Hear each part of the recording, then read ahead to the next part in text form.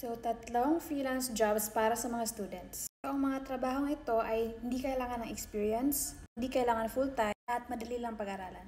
So, number 1, lead generation specialist, lead generator. So, mostly mga naghahanap nito ay mga agency.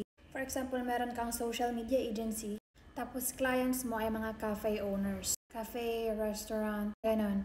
So, maghahanap ka ng lead generation specialist para tulungan ka makapaghanap ng clients. So kung student ka, marunong ka na mag-research, diba? Marami tayong assignments na nag-involve na research. So dito, for example, ang client ay mga cafe owners. Maraming ways para mahanap mo sila. Merong like manual research lang sa mga business pages sa Facebook, sa Instagram, at meron ding mga tools. Isang popular tool ay yung LinkedIn Sales Navigator. Bibigyan ka ng access ng client mo ng LinkedIn Sales Navigator. Magko-compile ka na lang ng leads. So, aside sa LinkedIn Sales Navigator, meron pang ZoomInfo, Leadfeeder, Leads Gorilla, so marami pa niyan. So, madali lang talagang matutunan to. Need lang talaga ng research skills at gumamit ng tools. At saka i-compile mo yung leads mo.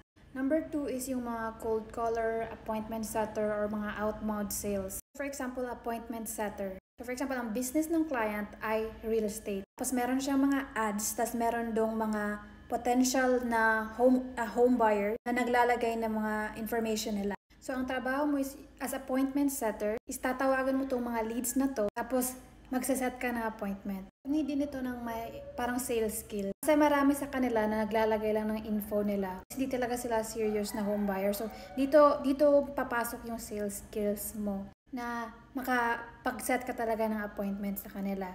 So, number 3 is social media assistant. Sobrang common din ito. As assistant, sobrang daming pwedeng gawin. Like, for example, tutulungan mo sila sa pag-cross-posting. For example, from Instagram to TikTok, TikTok to Instagram, to LinkedIn, to Twitter, to TikTok, sa blog. So, like, maraming platforms, tapos need nila ng tulong na ma-post yon lahat sa mga platforms nila at saka yung may proper formatting. Ganon.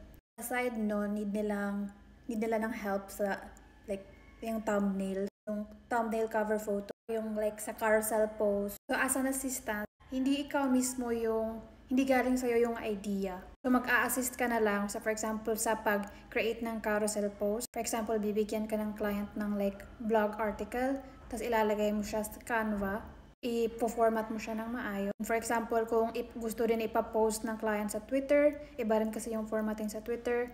So yun, i-format mo din siya for Twitter. So since students kayo, familiar na siguro kayo sa social media, ito pwede to sa inyo. So sa mga work na to, maglilist yung client ng tools. Baka ma-discourage kayo kasi di nyo alam. So research nyo ng konti yung tool at pwede nyo namang sabihin na di nyo alam pero mabilis kayong matuto. At saka i-relate nyo na lang. Relate nyo sa kung anong skills meron kayo. For example, sa research skill, meron kayong sales skills, so magaling kayong mag-sales. Like persistent kayo sa, for example, sa appointment setter, marami kang matatanggap na rejection. Tapos hindi ka madaling ma-down. Pwede mong sabihin sa social media kahit hindi ka experience, pwede mong sabihin na Twitter user ka, heavy TikTok user ka, ng Instagram.